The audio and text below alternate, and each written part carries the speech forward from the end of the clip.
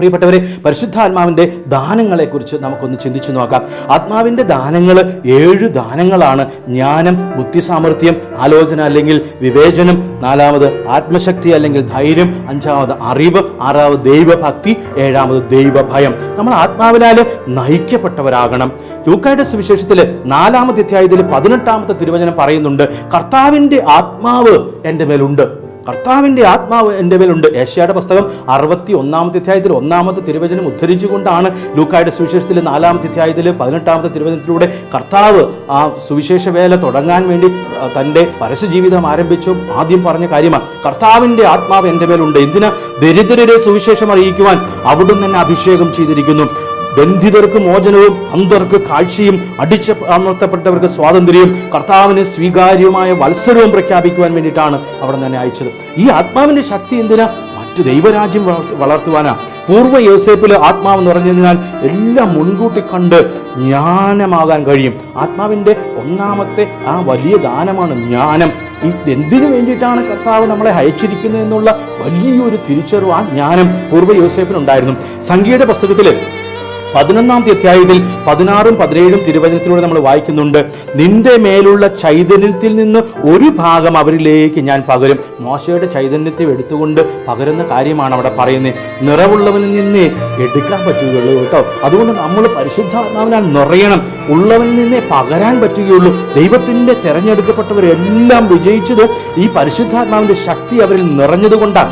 ആത്മാവിൻ്റെ പ്രചോദനങ്ങൾ അനുസരിച്ച് അവർ പ്രവർത്തിച്ചത് കൊണ്ടാണ്. യോഹന്നാന്റെ സുവിശേഷത്തിലെ 15-ാമത്തെ അധ്യായത്തിൽ 5-ാമത്തെ തിരുവചനം പറയുന്നുണ്ട്, ഞാൻ മുന്തിരിച്ചെടിയും നിങ്ങൾ ശാഖകളുമാണ്. ഒരു ചെടി നട്ടതുകൊണ്ട് വളർന്നതുകൊണ്ടോ ഫലം ഉണ്ടാകണമെന്ന് നിർബന്ധമില്ല. നമ്മൾ എന്തോരം മാത്രം ചെടികൾ നടുന്നു, പക്ഷെ അതിലൊന്നും പലപ്പോഴും ഫലങ്ങൾ കായ്ക്കുന്നില്ല. അനുകൂല സാഹചര്യങ്ങളാണ് അതിനെ വളർത്തിക്കൊണ്ടുവരുന്നത്. ഈ നമ്മുടെ ജീവിതത്തിൽ അനുകൂല സാഹചര്യങ്ങളാണ് ഈ ദാനങ്ങൾ ലഭിച്ചു കഴിയുമ്പോൾ പരിശുദ്ധാത്മാവിൻ്റെ ഫലങ്ങൾ കൊണ്ട് നിറയാൻ വേണ്ടിയിട്ടുള്ള ഈ അനുകൂല സാഹചര്യങ്ങളാണ് പരിശുദ്ധാത്മാവിൻ്റെ ദാനങ്ങൾ. ഗലാത്യർക്ക് എഴുതിയ ലേഖനം 5-ാം അധ്യായം 22-ഉം 23-ഉം തിരുവചനങ്ങളിലൂടെ ആത്മാവിൻ്റെ ഫലങ്ങളെക്കുറിച്ച് നമ്മൾ ചിന്തിച്ചു. സ്നേഹം, ആനന്ദം, സമാധാനം, ക്ഷമ, ദയ, നന്മ, വിശ്വസ്തത, സൗമ്യത, ആത്മസംയമനം ഇവ നിറയാൻ വേണ്ടിയിട്ട് നമ്മെ സഹായിക്കുന്ന അനുകൂല സാഹചര്യങ്ങളും അവസ്ഥകളും ഒരുക്കുന്നതാണ് പരിശുദ്ധാത്മാവിൻ്റെ ഈ ദാനങ്ങൾ. നമ്മൾ 7 ദാനങ്ങളെക്കുറിച്ച് ചിന്തിച്ചുകൊണ്ടിരിക്കുന്നത്. ഫിലിപ്പിയർക്ക് എഴുതിയ ലേഖനത്തിൽ 4-ാമത്തെ അധ്യായത്തിൽ 4-ാമത്തെ തിരുവചനം പറയുന്നുണ്ട്, നിങ്ങൾ എപ്പോഴും നമ്മുടെ കർത്താവിൽ സന്തോഷിക്കുവിൻ. ഞാൻ വീണ്ടും പറയുന്നു, നിങ്ങൾ സന്തോഷിക്കുവിൻ. നിങ്ങൾക്ക് സന്തോഷിക്കാൻ പറ്റുന്നില്ലേ? ആത്മാവിൻ്റെ വലിയൊരു കുറവാണ് നിങ്ങളിൽ ഉള്ളത് എന്ന് ചിന്തിച്ചുകൊണ്ട് ആത്മാവിന് വേണ്ടിയിട്ട് പ്രാർത്ഥിക്കുക. ജീവിത പ്രശ്നങ്ങൾ ഇല്ലാത്തവരല്ല നമ്മൾ, പ്രിയപ്പെട്ടവരെ. പല മനുഷ്യരും ജീവിത പ്രശ്നങ്ങൾ ഇല്ലാത്തതുകൊണ്ടാണോ സന്തോഷിച്ചുകൊണ്ട് ജീവിക്കുന്നത്? എല്ലാ മനുഷ്യർക്കും ഉണ്ട്. നിങ്ങളെക്കാളൊക്കെ 100 ഇരട്ടി ആണ് മറ്റുള്ളവർ സന്തോഷിക്കുന്ന അവരുടെ മനസ്സിൽ. ചിലരുടെയൊക്കെ മുഖമൊക്കെ സൂര്യനെ പോലെ പ്രകാശിക്കും. ആത്മാവിൻ്റെ കൃപ നിറയുന്നത് കൊണ്ടാണ്. മോശ 40 രാവും 40 പകലും സീനായി മലയിലിരുന്ന് പ്രാർത്ഥിച്ച് ദൈവത്തോട് കൂടെ ആയിരുന്നു. തിരിച്ചിറങ്ങി വന്നു കഴിഞ്ഞപ്പോൾ മോശയുടെ മുഖം അങ്ങോട്ട് പ്രകാശിക്കുകയായിരുന്നു, പ്രകാശപൂരിതമായി മാറുകയായിരുന്നു. അപ്പം നമ്മൾ ദൈവത്തോട് കൂടുതൽ അടുത്തിരിക്കുമ്പോൾ, ആത്മാവിനാൽ നിറഞ്ഞു കഴിയുമ്പോൾ നമ്മളൊക്കെ സന്തോഷത്തിൽ നമ്മുടെ മുഖം പോലും നമുക്ക് പ്രത്യേകിച്ച് പ്രകാശപൂരിതമാകും. ഈ പ്രശ്നങ്ങളുടെ നടുവിൽ എങ്ങനെ സന്തോഷിക്കാൻ പറ്റുമെന്ന ആത്മാവ് നമ്മളെ പഠിപ്പിക്കുക. ജ്ഞാനം ലഭിച്ചു കഴിയുമ്പോൾ, ഈ പരിശുദ്ധാത്മാവിൻ്റെ ദാനമായ ജ്ഞാനം ലഭിച്ചു കഴിയുമ്പോൾ, ദൈവിക പദ്ധതി മനസ്സിലാക്കി കഴിയുമ്പോൾ നമുക്ക് സന്തോഷിക്കാൻ പറ്റും. ദുഃഖമില്ലാത്തത് കൊണ്ടല്ല, ഈ ദുഃഖത്തിൽ ദൈവത്തിൻ്റെ പദ്ധതി നമുക്ക് മനസ്സിലാക്കാൻ പറ്റുന്ന, നമുക്ക് മനസ്സിലാക്കി തരുന്ന പരിശുദ്ധാത്മാവിൻ്റെ ഒരു ദാനമാണ് ഈ ജ്ഞാനം. ജെറമ്യായുടെ പുസ്തകം 29-ാമത്തെ അധ്യായത്തിൽ 11-ാമത്തെ തിരുവചനത്തിൽ പറയുന്നുണ്ട്, നിങ്ങളെക്കുറിച്ചുള്ള പദ്ധതി എൻ്റെ മനസ്സിലുണ്ട്, അത് നിങ്ങളുടെ നാശത്തിനല്ല, നിങ്ങളുടെ ക്ഷേമത്തിനുള്ള പദ്ധതിയാണ്. നിങ്ങൾക്ക് ശുഭമായ ഭാവിയും പ്രത്യാശയും നൽകുന്ന പദ്ധതിയാണ്. ദൈവം തരുന്നതാണ് ഈ സമാധാനം. ദൈവം തരുന്നതാണ് ഈ വലിയൊരു അനുഗ്രഹമായ സന്തോഷവും സമാധാനം എന്ന് തിരിച്ചറിയാനുള്ള വലിയൊരു ജ്ഞാനം. യോഹന്നാന്റെ സുവിശേഷത്തിൽ 14-ാമത്തെ അധ്യായത്തിൽ 27-ാമത്തെ തിരുവചനം പറയുന്നുണ്ട്, ഞാൻ നിങ്ങൾക്ക് സമാധാനം തന്നിട്ട് പോകുന്നു, എൻ്റെ സമാധാനം നിങ്ങൾക്ക് ഞാൻ നൽകുന്നു. ലോകം നൽകുന്നത് പോലെയല്ല ഞാൻ തരുന്നത്. നിനക്ക് ദുഃഖങ്ങളുണ്ടാകാം, കുരിശുകളുണ്ടാകാം, ജീവിതത്തിൽ പ്രശ്നങ്ങളുണ്ടാകാം, പക്ഷേ ഞാൻ തരുന്ന സമാധാനം ലോകം തരുന്ന സമാധാനമല്ല. നിന്റെ പ്രശ്നങ്ങൾക്കിടയിൽ നിനക്ക് സന്തോഷിക്കാൻ പറ്റുന്ന ദൈവിക ജ്ഞാനം കൊണ്ട് നീ നിറഞ്ഞു കഴിയുമ്പോൾ, ആത്മാവിനാൽ നീ പൂരിതനായി കഴിയുമ്പോൾ ദൈവത്തിന്റെ പദ്ധതി നിനക്ക് മനസ്സിലാക്കാൻ പറ്റും. അപ്പോൾ നിനക്ക് സന്തോഷിക്കാൻ പറ്റും, സമാധാനം നിനക്കുണ്ടാവും. മാർക്കോസിന്റെ സുവിശേഷത്തില് 4-ാമത്തെ അധ്യായത്തില് 35 മുതൽ 41 വരെയുള്ള തിരുവചനങ്ങൾ, ശിഷ്യന്മാര് അമരത്ത് തലവണ വെച്ച് ഉറങ്ങുന്ന, നീ തലവെച്ച് ഉറങ്ങുന്നെന്ന് വെച്ചു, യേശുവിനെ വിളിച്ചുണർത്തിയിട്ട് പറയുകയാണ്, അവൻ കടലിനെ ശാസിക്കാൻ ശാന്തമാകാണ് പറയാം. കൊടുങ്കാറ്റടിച്ച് കടല് ഇങ്ങനെ ഇളകി വന്ന് അവരുടെ കൊച്ചു വള്ളങ്ങൾ ഇങ്ങനെ ആടി വലഞ്ഞു കഴിയുമ്പോൾ ഈശോ ശാന്തമായിട്ട് കിടന്നുറങ്ങിയ. പ്രശ്നങ്ങൾ ഉണ്ടെങ്കിലും ഉണ്ടല്ലോ, കർത്താവിൻ്റെ സമാധാനം അനുഭവിക്കാൻ പറ്റും. ഈശോ കൂടെ ഉണ്ടെങ്കിൽ, ആത്മാവിൻ്റെ അഭിഷേകം ഉണ്ടെങ്കിൽ, ആത്മാവിൻ്റെ സമാധാനം അതൊരു വലിയ ശക്തിയാണ്. പരിശുദ്ധാത്മാവിൻ്റെ ദാനത്തിൽ നമ്മൾ നിറയുമ്പോൾ, ആ ദാനങ്ങളാൽ നമ്മൾ നിറഞ്ഞു കഴിയുമ്പോൾ ഇതിനെല്ലാം നിയന്ത്രിക്കാനുള്ള കർത്താവിൻ്റെ കരവും സാന്നിധ്യവും ശക്തിയും നമുക്ക് കാണാൻ പറ്റും. നമ്മുടെ ജീവിതത്തിൽ കൊടുങ്കാറ്റിൽ ആടിവലയുന്ന ജീവിതമാണ് നമുക്കെങ്കിലും, നമ്മുടെ ജീവിതത്തിൽ നമ്മുടെ ആ അമരത്ത് തലവെച്ച് കിടക്കുന്ന ഈശോയ്ക്ക് ഈ കൊടുങ്കാറ്റിനെ ശാസിക്കാനുള്ള ശക്തിയുണ്ട് എന്നുള്ള ബോധ്യം, ആർത്തിരമ്പുന്ന കടലിനെയും ശാസിക്കാൻ കഴിയുന്നവൻ എൻ്റെ കൂടെയുണ്ട് എന്നുള്ള ബോധ്യമുണ്ടാകുമ്പോൾ നമുക്ക് സമാധാനം ലഭിക്കും. അതാണ് ജ്ഞാനം. ഫലങ്ങൾ പുറപ്പെടുവിക്കാൻ നമ്മിൽ പരിശുദ്ധാത്മാവ് ഒരുക്കുന്ന അനുകൂല സാഹചര്യങ്ങളാണ് ഈ ദാനങ്ങൾ. ക്രിസ്തുവിന് 8 നൂറ്റാണ്ടുകൾക്ക് മുമ്പ് യെശയ്യാ പ്രവാചകൻ ആത്മാവിൻ്റെ ദാനങ്ങളെക്കുറിച്ച് പറയുന്ന ഒരു രംഗമുണ്ട്. യെശയ്യായുടെ പുസ്തകത്തിൽ 11-ാമത്തെ അധ്യായത്തിലാണ് ഈ പഴയ നിയമത്തിൽ ഈ പരിശുദ്ധാത്മാവിൻ്റെ ദാനങ്ങളെക്കുറിച്ച് നമുക്ക് കാണാൻ പറ്റുക. 2-ാമത്തെ തിരുവചനത്തിൽ, കർത്താവിൻ്റെ ആത്മാവ് അവൻ്റെ മേൽ ആവസിക്കും, ജ്ഞാനത്തിൻ്റെയും വിവേകത്തിൻ്റെയും ആത്മാവ്, ഉപദേശത്തിൻ്റെയും ശക്തിയുടെയും ആത്മാവ്, അറിവിൻ്റെയും ദൈവഭക്തിയുടെയും ആത്മാവ്. യെശയ്യായുടെ പുസ്തകം 11-ാം അധ്യായം 2-ാമത്തെ തിരുവചനത്തിലാണ് ഈ ആത്മാവിൻ്റെ ദാനങ്ങളെക്കുറിച്ച് പറയുന്നത്. സുഭാഷിതത്തിൽ 8-ാമത്തെ അധ്യായത്തിൽ 12-ഉം 13-ഉം തിരുവചനങ്ങളും വായിക്കുന്നുണ്ട്, ജ്ഞാനമാണ് ഞാൻ, എൻ്റെ വാസം വിവേകത്തിലും അറിവും വിവേചനാശക്തിയും എനിക്കുണ്ട്, ദൈവഭക്തി തിന്മയെ വെറുക്കലാണ്. ദൈവഭക്തി എന്ന് പറയുന്നത് തിന്മയെ വെറുക്കലാണ്. ഇങ്ങനെ സുഭാഷിതത്തിലും പറയുന്നുണ്ട്. ദൈവഭയവും ദൈവഭക്തിയും ബന്ധിതമാണെങ്കിലും അത് വ്യത്യസ്തങ്ങളായിട്ട് തിരിച്ചറിയിക്കുന്നത് ഈ 7 എന്നുള്ള ഒരു പൂർണ്ണ സംഖ്യയ്ക്ക് വേണ്ടിയിട്ടാണ്. ആത്മാവിൻ്റെ ദാനങ്ങൾ 7 നമ്മൾ പറഞ്ഞില്ലേ, അത് പൂർണ്ണതയ്ക്ക് വേണ്ടിയിട്ടാണ് 7 എന്നുള്ള സമയം. ദൈവഭയവും ദൈവഭക്തിയും തിരിച്ചുകൊണ്ട് പറയുന്നത് 4ഉം 3ഉം കൂടി ചേർന്നത് 7. അതായത് ത്രിത്വത്തിൻ്റെ പൂർണ്ണത, ദൈവത്തിൻ്റെ പൂർണ്ണത 3ആയിട്ട്. അതുപോലെ 4 പ്രപഞ്ചത്തിൻ്റെ പൂർണ്ണതയാണ്. അത് വടക്ക്, തെക്ക്, കിഴക്ക്, പടിഞ്ഞാറ് എന്നുള്ള പ്രപഞ്ചത്തിൻ്റെ 4 മൂലകളും. അപ്പോൾ പ്രപഞ്ചത്തിൻ്റെ പൂർണ്ണതയായിട്ടുള്ള 4ഉം ദൈവത്തിൻ്റെ പൂർണ്ണതയായിട്ടുള്ള 3ഉം ചേർത്ത് 7 എന്നുള്ള സംഖ്യ എപ്പോഴും പരിപൂർണ സംഖ്യയ്ക്ക് വേണ്ടിയിട്ട് ചേർത്ത് വെച്ചിരിക്കുക. അപ്പം ദൈവത്തിൻ്റെ പൂർണ്ണതയും പ്രപഞ്ചത്തിൻ്റെ പൂർണ്ണതയും കൂടുമ്പോൾ സമ്പൂർണ്ണ പൂർണ്ണതയായിട്ട് 7 ദാനങ്ങളും 7 പൂർണ്ണതകളായിട്ട് മാറ്റുകയാണ്. ദൈവഹിതം അറിയുവാനും വിശുദ്ധീകരിക്കപ്പെടുവാനുമുള്ളതാണ് ദൈവദാനം.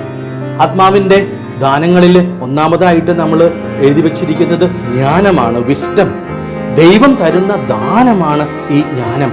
ഈ ജ്ഞാനത്തെ എൻ്റെ ദാനമെന്ന് പറയുന്നത് ദിവ്യ സത്യങ്ങളെക്കുറിച്ചുള്ള അറിവാണ്, അനുഭവമാണ്. അത് നമുക്ക് നൽകുന്നത് ദിവ്യ സത്യങ്ങളെക്കുറിച്ച് ദൈവത്തിൻ്റെ പദ്ധതി മനസ്സിലാക്കാനുള്ള വലിയൊരു ദാനമാണ് ഈ ജ്ഞാനം.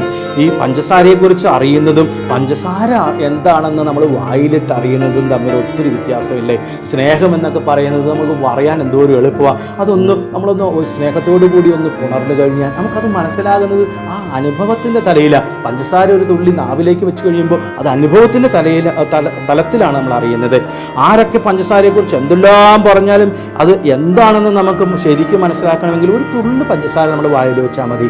അതുപോലെ തന്നെയാണ് ഈ അനുഭവത്തിൻ്റെ ജ്ഞാനം എന്ന് പറയുന്നത്. കൊറിന്ത്യർക്ക് എഴുതിയ 1-ാമത്തെ ലേഖനത്തിൽ 2-ാമത്തെ അധ്യായത്തിൽ 6-7 തിരുവചനങ്ങളിലൂടെ പൗലോസ്ലീഹായിലൂടെ നമ്മളോട് പറയുന്നുണ്ട്, പക്വമതികളോട് ഞാൻ വിജ്ഞാനം പ്രസംഗിക്കുന്നു. പക്ഷേ ലൗകിക വിജ്ഞാനമല്ല ഈ ജ്ഞാനം എന്ന് പറയുന്നത്. ഈ ലോകത്തിൻ്റെ നാനോന്മുഖമായിട്ടുള്ള അല്ലെങ്കിൽ അധികാരികളുടെ വിജ്ഞാനവുമല്ല ഈ വിജ്ഞാനം എന്ന് പറയുന്നത്. രഹസ്യവും നിഗൂഢവുമായ ദൈവിക ജ്ഞാനമാണ് ഞാൻ പ്രസംഗിക്കുന്നത്. അത് നമ്മുടെ മഹത്വത്തിനായി യുഗങ്ങൾക്ക് മുമ്പേ തന്നെ ദൈവം നിശ്ചയിച്ചിട്ടുള്ള ജ്ഞാനം. ഈ ജ്ഞാനത്തെക്കുറിച്ചാണ് പൗലോസ്ലീഹ പറയുന്നത്. ഇതാണ് ദൈവത്തിൻ്റെ പരിശുദ്ധാത്മാവിൻ്റെ ദാനമായിട്ടുള്ള ജ്ഞാനം. കൊറിന്ത്യർക്ക് എഴുതിയ 1-ാമത്തെ ലേഖനത്തിൽ 2-ാമത്തെ അധ്യായത്തിൽ 16-ാമത്തെ തിരുവചനം പറയുന്നുണ്ട്. 10-14 തിരുവചനം പറയുന്നുണ്ട്, ദൈവം അതെല്ലാം ആത്മാവ് മുഖേന വെളിപ്പെടുത്തി തന്നിരിക്കുന്നു എന്ന്. ജ്ഞാനമുണ്ടായാലുണ്ടല്ലോ ഒത്തിരി ഗുണങ്ങളുണ്ട്. ദൈവിക ജ്ഞാനമുണ്ടെങ്കിൽ ദൈവം എല്ലാം ദൈവത്തിൻ്റെ കണ്ണുകൊണ്ട് നോക്കിക്കാണാൻ പറ്റും. ദൈവത്തിൻ്റെ കണ്ണുകൊണ്ട് നോക്കിക്കാണാൻ പറ്റും. ഈ കരുണയുടെ വർഷത്തിൽ പരിശുദ്ധ പിതാവ് കരുണയുടെ വർഷത്തിൽ പ്രഖ്യാപിച്ചു കഴിഞ്ഞപ്പോൾ അതിൻ്റെ ലോകമായിട്ടുള്ള ഈശോ തൻ്റെ ആട്ടിടയൻ താൻ ആ മനുഷ്യവർഗത്തെ മുഴുവനുമായിട്ട് തോളിലേക്ക് എടുത്തുകൊണ്ട് പോകുന്നതിൽ അവിടെ ഒരു പ്രത്യേകതയുണ്ട്. അവിടെ 3 കണ്ണുകളെ വരച്ചിട്ടുള്ളൂ. ആ ദൈവം കാണുന്ന ഈശോ കാണുന്നത് ആദാമിൻ്റെ മനുഷ്യൻ്റെ കണ്ണുകളിലൂടെ എല്ലാം നോക്കിക്കാണാനും ആദത്തിന് ദൈവത്തിൻ്റെ കണ്ണുകളിലൂടെ നോക്കിക്കാണാനും 2 കണ്ണുകൾ ഒരു കണ്ണായിട്ടാണ് വരച്ചു വെച്ചിരിക്കുന്നത്. അങ്ങനെ 3 കണ്ണുകളെ ആ ചിത്രത്തിലുള്ളൂ. കരുണയുടെ ആ വലിയ അനുഭവം ദൈവത്തിൻ്റെ കണ്ണിലൂടെ കാണാൻ, അതുപോലെ തന്നെ ദൈവത്തിന് നമ്മുടെ കണ്ണുകളിലൂടെ കാണാനുള്ള ഈ ദൈവം ജ്ഞാനമുണ്ടാകുമ്പോൾ, ദൈവിക ജ്ഞാനമുണ്ടാകുമ്പോൾ എല്ലാം ദൈവത്തിൻ്റെ കണ്ണുകൊണ്ട് കാണാൻ പറ്റും. ഈ ആത്മാവിൻ്റെ വലിയ ജ്ഞാനത്തിൻ്റെ ഒരു അടയാളമാണത്. ഉൽപ്പത്തിയുടെ പുസ്തകത്തിൽ 45-ാമത്തെ അധ്യായത്തിൽ 5 മുതൽ 9 വരെയുള്ള തിരുവചനത്തിൽ എന്നെ വിറ്റതോർത്ത് നിങ്ങൾ പേടിക്കണ്ട കേട്ടോ എന്ന് പൂർവ്വ ജോസഫ് പറയുക. നിങ്ങൾ വിഷമിക്കേണ്ട, നിങ്ങൾ വിഷാദിക്കുകയും വേണ്ട. എന്നെ വിറ്റത് 20 വെള്ളിക്കാശിന് വിറ്റതൊക്കെ ശരിയാണ്. നിങ്ങളെല്ലാം എൻ്റെ അപ്പച്ചനെതിരായിട്ട് എന്നെ കൊല്ലാൻ വേണ്ടി നടന്നതെല്ലാം ശരിയാണ്. പക്ഷെ കാരണം നിങ്ങൾ അതിനെക്കുറിച്ച് ദുഃഖിക്കേണ്ട. ജീവൻ നിലനിർത്തുന്നതിന് വേണ്ടി ദൈവമാണ് എന്നെ നിങ്ങൾക്ക് മുമ്പേ ഇങ്ങോട്ട് അയച്ചത്. ദൈവത്തിൻ്റെ പദ്ധതി കാണാനുള്ള വലിയൊരു ജ്ഞാനം ജോസഫ് തൻ്റെ സഹോദരന്മാരോട് പറയുകയാണെ, നിങ്ങളല്ല എന്നെ ഈജിപ്തിലേക്ക് അയച്ചത്, ദൈവമാണ് ഈജിപ്തിലേക്ക് എന്നെ അയച്ചത്. ആർക്ക് വേണ്ടിയിട്ടാണ്? നമുക്ക് എല്ലാവർക്കും വേണ്ടി ദൈവത്തിനൊരു പദ്ധതി ഉണ്ടായിരുന്നത് പൂർത്തിയാക്കാൻ വേണ്ടി. മാനുഷിക ദൗർബല്യങ്ങൾക്ക്, സഹോദരങ്ങളുടെ അസൂയയും, അതുപോലെ തന്നെ പൊന്തിഫറിൻ്റെ ഭാര്യയുടെ വിഷയാസക്തിയും, അതുപോലെ തന്നെ താൻ കാരണം രാജസേവനം തിരിച്ചു കിട്ടിയ ദാസൻ്റെ മറവിയും എല്ലാം ജോസഫ് മറക്കുക. എന്നിട്ട് അത് ദൈവീക കണ്ണുകളോടെ ജോസഫ് നോക്കി കണ്ടപ്പോൾ എല്ലാം നന്മയ്ക്കായിട്ട് കാണുകയാണ്. എന്നിട്ട് ജോസഫ് പറയാണ്, നിങ്ങളല്ല എന്നെ ഈജിപ്തിലേക്ക് അയച്ചത്, നിങ്ങളല്ല എന്നെ വിറ്റത്, നിങ്ങൾ കാരണമല്ല എനിക്കിതൊന്നും സംഭവിച്ചത്, ദൈവത്തിൻ്റെ പദ്ധതിയായിരുന്നു എന്ന്. ഉൽപ്പത്തിയുടെ പുസ്തകത്തിൽ 45-ാമത്തെ അധ്യായത്തിൽ 5-ാമത്തെ തിരുവചനം നമ്മൾ വായിക്കുന്നുണ്ട്. ജീവൻ നിലനിർത്താൻ വേണ്ടി ദൈവമാണ് എന്നെ നിങ്ങൾക്ക് മുമ്പേ ഇങ്ങോട്ട് അയച്ചത് എന്ന് പൂർവ്വ ജോസഫ് നമ്മളോട് പറയുന്നു. നിങ്ങൾക്ക് 7-ാമത്തെ തിരുവചനത്തിൽ പറയുകയാണ്, നിങ്ങൾക്ക് ഭൂമിയിൽ സന്തതികളെ നിലനിർത്താനും വിജയകരമായ രീതിയിൽ രക്ഷ നൽകാനും വേണ്ടി ദൈവം എന്നെ നിങ്ങളുടെ മുമ്പേ ഇങ്ങോട്ട് അയച്ചതാണ്. അതുകൊണ്ട് നിങ്ങളെല്ലാം ദൈവമാണ് എന്നെ ഇങ്ങോട്ട് അയച്ചത്. കുടുംബത്തിന് നന്മയുണ്ടാകാനായി എന്നെ ദൈവം എന്നെ മുമ്പേ അയച്ചത്. അതുകൊണ്ട് നിങ്ങൾ വേദനിക്കേണ്ട, നിങ്ങൾ പരാതികളൊന്നും എനിക്കില്ല എന്ന് യേശു പറയുകയാണ്. ഉൽപ്പത്തിയുടെ പുസ്തകത്തിൽ 45-ാമത്തെ അധ്യായത്തിൽ 8-ാമത്തെ തിരുവചനം പറയുകയാണ്, അവിടുന്ന് എന്നെ ഫറവോയ്ക്ക് പിതാവും അവൻ്റെ വീടിന് നാഥനും ഈജിപ്തിൻ്റെ ദേശത്തിന് അധിപനുമാക്കി മാറ്റിയിരിക്കുന്നു. ആരാ? ഫറവോയല്ല, ദൈവം. തൻ്റെ കഴിഞ്ഞകാല തിക്താനുഭവങ്ങളെ ദൈവിക ജ്ഞാനത്താൽ ദൈവ പദ്ധതിയായിട്ട് കാണുവാൻ പൂർവ്വ യേശുവിന് കഴിയുകയാണ്. നമുക്ക് വലിയൊരു ജ്ഞാനത്തിൻ്റെ മാതൃകയാണ് യേശുപ്പ് നമുക്ക് വരച്ച് കാട്ടുക. ജ്ഞാനം വഴി ദൈവിക കാര്യങ്ങൾ നേരിട്ട് അനുഭവപരമായിട്ടുള്ള അറിവ് ഒരാൾക്ക് ലഭിക്കുകയാണ്.